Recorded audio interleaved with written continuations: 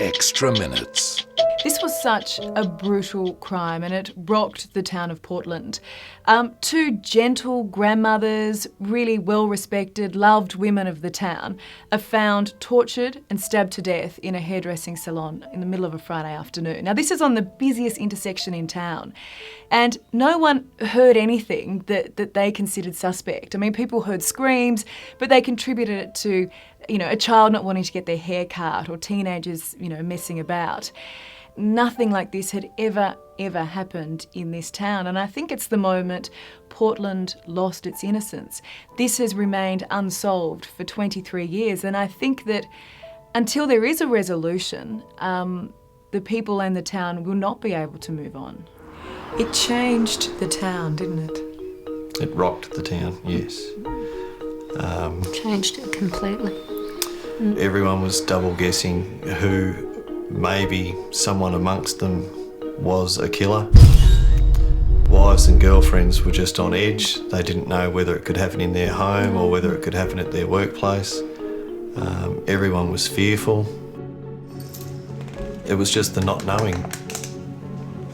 We're telling this story now basically because a local school teacher, Leonie Wallace, decided that she wanted to investigate this crime further. She could never deal with the fact that it hadn't been solved because she grew up very close to the area.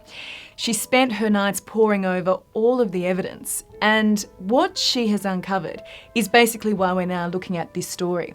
She found a couple who said that a man had come into their store in the days after the murders asking about removing bloodstains.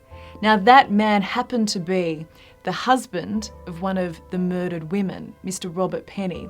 He's now 82, and police are now looking at him as the prime suspect. Allison Langdon from 60 Minutes. I was hoping to talk to you about your wife's murder. I don't need all this rubbish at this particular time. Are you aware that you are now the prime suspect in her death? Yes.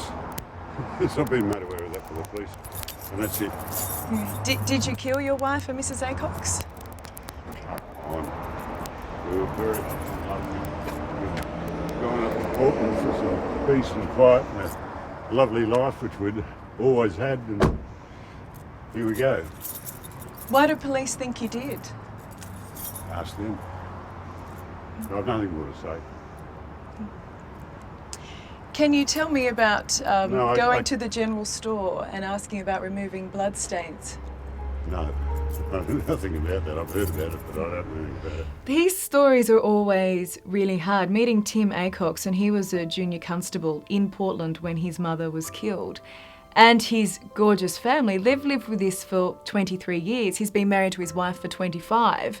And this is something that's always been a part of their life. And when you speak to them and, the nights that he spends awake or going over things, what could have been done differently, different theories, it would drive you mad. And it's so unfair that such a long period of time has passed and they still don't have answers. And when you meet them and talk to them, you really feel for them.